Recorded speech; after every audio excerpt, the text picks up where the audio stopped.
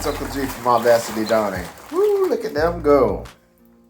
It's that time for us again. We're going to do another run of meat birds.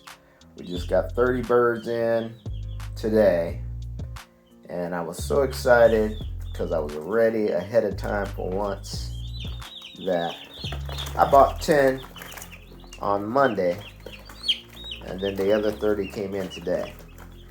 So about 2 months from now, we're going to be processing 40 meat birds, hopefully, and filling up the freezer. We decided to do a different brooder setup this time than we typically do. This one's got a lot more space and will hopefully hold them for a little bit longer than the last one did. I know that this is not big enough for them to stay in more than a couple of weeks.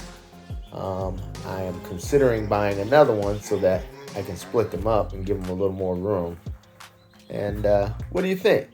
Should I get another one or should I make them just fit in closed spaces? We shall see. Let us know in the comments.